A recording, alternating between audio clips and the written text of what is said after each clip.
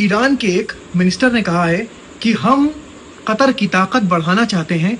अगर कतर अपने मुल्क से अमेरिकन सैनिक जो वहाँ पे हैं, उनका जो बेस बना हुआ है, उसको वो हटा देता है, तो हम कतर को बैलिस्टिक मिसाइल देंगे कि कतर अपना सेल्फ डिफेंस बहुत मजबूत कर पाएगा और उसके बाद कोई भी कतर के अंदर आकर हमला नहीं कर पाएगा।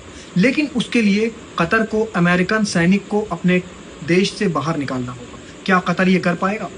मुझे नहीं लगता ये कतर कर पाएगा। दोस्तों, मिडिल ईस्ट में दो ही ऐसी कंट्रीज हैं, अगर उन पर हमला होता है तो वो पलट कर जवाब जरूर देती हैं।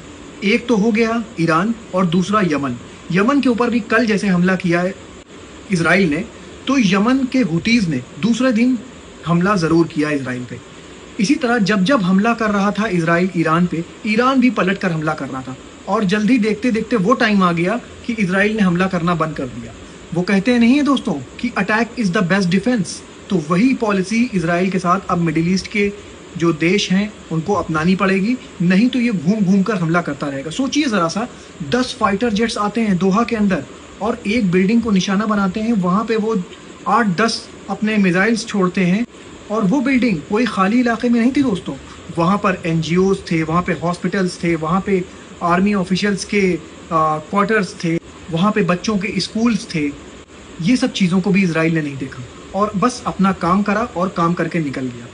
दोस्तों, कतर भी कोई मामूली ताकत नहीं है।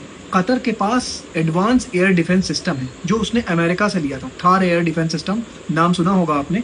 ये एयर डिफेंस सिस्टम पहले ही डिटेक्ट कर लेता है कि आपकी तरफ कोई चीज़ आ रही है, अनआइडेंटिफाइंग फ्लाइंग ऑब्जेक्ट, उसको आइडेंटिफाई करके यहाँ से रॉकेट जाते हैं और उसको वो डिस्ट्रॉय कर देता है।